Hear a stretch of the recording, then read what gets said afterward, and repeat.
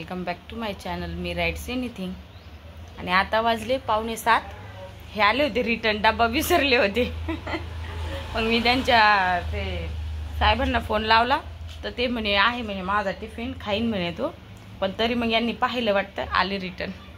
आणि आता मला जायचे वरती वर्कआउट करायला गच्चीवर. आता 6:30 वाजता भरपूर उजाडतं, पण आता बऱ्यापैकी लोक व्यायाम हे करण्याकडे हे झालेले आहे, त्याच्यामुळे काय एवढं हे नाही.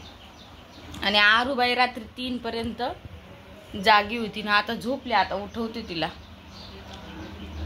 जास्त काही वेळ झाला नाही. त्याला आपलं व्यायाम पण करायलाच पाहिजे, नाही तर आपलं शरीर गंजून जातं. मग ते दिसतं पोटावरल्या चरबीच्या स्वरूपात आपल्याला. हा दुधामध्ये साखर वगैरे नाही टाकली.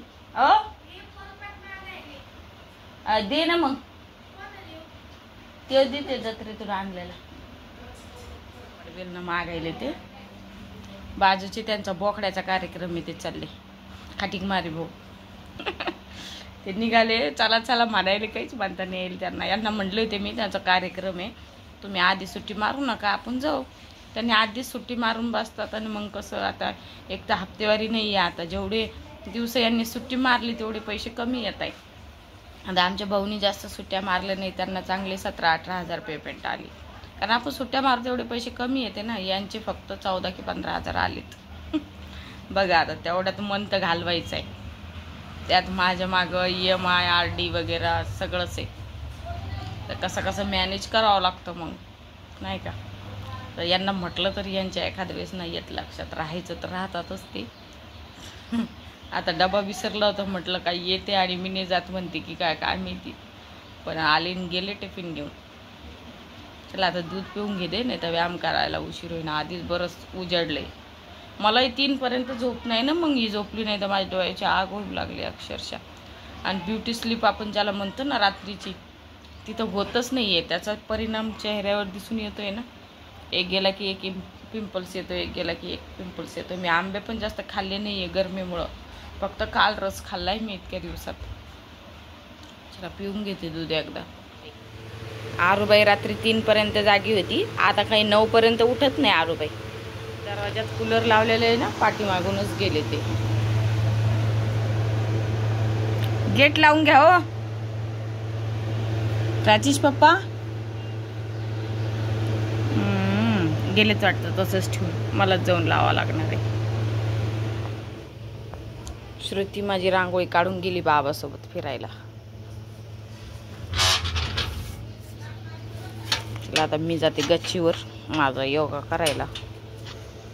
झाले फिनिश. दुधातून बऱ्यापैकी आपल्याला कॅल्शियम भेटतं. ते बा त्यांचा टेम्पो चाललाय, सामान भरणं चाललं त्यांचं. आंबट झाड केवढं झाले. इथं खरबुजाचे बिया टाकले ना, ते पण आलं उगून. ते आंब्यात झाडे ना, शेतात नेऊन लावून मी. आमचं मनी प्लांट आत्ताच लावलं, त्याला 3-4 दिवस झाले. आमची तुळशी. सूर्यनमस्कार आहे ना, मला माझी मुलगी आहे ना मोठी प्राची, तिने शिकवलाय. आपण दुसरे व्यायाम जरी नाही केले आणि 20 वेळा सूर्यनमस्कार जरी केले ना, तर आपल्या शरीरासाठी ते खूप बेनिफिशियल आहे. आणि हे पुशअप क्लाइंबर बी मी करत असते. फक्त एकच सारखं वर्कआउट करून बोर झाले ना, तर त्यावेळेस मी थोडं वेगळे ट्राय करून पाहते. थोडंसं फिरते, गाणे लावून देते आणि मस्त फिरते, व्यायाम करते. मला जे म्हणजे जे व्यायाम सोपे वाटेल ते मी करते. फाळी एकदम मापाची भेटली मला. फाळीवर पुस्तक ठेवून वाचता येईल म्हणजे मला. तर कपडे धुवायचे बाकी आणि भांडे लावायचे बाकी स्वयंपाक वगैरे झालाय. दूध वगैरे पिले, दूध ठेवून द्यावं लागेल, नाही तर मांजर येईन. काबळ आलं दुपारून. वातावरण कसं व्हायला लागलं, हवा सुटती, एकदम वातावरण हे असं झालेलं आहे. 4 वाजले आता. चहा तर पित नाही. 4-5 दिवसांनी एकदमच बंद केला. थोडा पित होते ते बी. आणि आरूबाईला दिला करून चहा. आरूबाईचं झालंय चहा तो साधा. आणि भारत पाकिस्तानचं जे युद्ध चालू आहे ना, तर ते 2 लेडीज खूप इंटरनेटवर दाखवायले. काय नाव आहे प्राची त्यांचं? सोफिया कुरेशी आणि भूमिका सिंग है ना. भूमिका सिंग या 2 लेडीज त्यांना चांगल्या प्रकारे म्हणजे तिने ते विमान जे चालवलं होतं ना युद्धाच्या वेळेस, त्याचं पण सोशल मीडियावर हे आहे की तिने कशा प्रकारे चालवलं. आणि लेडीज फक्त म्हणजे घरच नाही स्वयंपाक बनवणं हेच नाही तर अशाही गोष्टी करू शकता. हे चांगलं एक उदाहरण म्हणजे लेडीजला त्यांनी प्रमोट केलं, ही एक चांगली गोष्ट आहे. पण माझ्या मते तरी युद्ध अजून चालू राहायला पाहिजे होतं. काय वाटतं तुम्हाला, आहे की नाही? ज्यावेळेस इस्रायलने अमेरिकावर हे केलं होतं हल्ला, तर त्यावेळेस अमेरिकाने सारखं 20 वर्ष म्हणजे तिथं हे केलं होतं फायरिंग आणि त्यांचं हे चालवलं होतं. आता म्हणजे भारताने युद्ध बंद केलं, मला तरी वाटतं बंद नव्हतं करायला पाहिजे, कारण अशी गोष्ट पुन्हा होऊ शकते, आहे की नाही? त्याच्यामुळं असं वाटतं बंद नव्हतं व्हायला पाहिजे. आमच्या गणूचा आज बर्थडे, त्याला केक ऑर्डर केलेला आहे. आई आल्या, आणायचं आहे केक. 6 वाजता सांगितलेलं आहे केक वालीला. प्राची आडेल, प्राचीन गणू घरी असेल ना, संध्याकाळी त्याचं बर्थडे सेलिब्रेशन तुम्हाला पाहायला भेटेल ब्लॉग मध्ये. ब्लॉग असंच कंटिन्यू करा. माझ्या छोट्या भावाचा आज बर्थडे आहे, तर त्याच्या बर्थडेसाठी हा रसमलाई केक बनवून घेतलेला आहे. आणि कोणाचं काय तर कोणाचं काय, आरुनी आणि पुनीतनी रॅकून जाऊन वाटी पण आणली, त्यांना खायचा होता केक. आणि इथं पण बघू शकता नुसतं केककडेच लक्ष आहे. त्याला ऑप्शन वगैरे केलं आम्ही.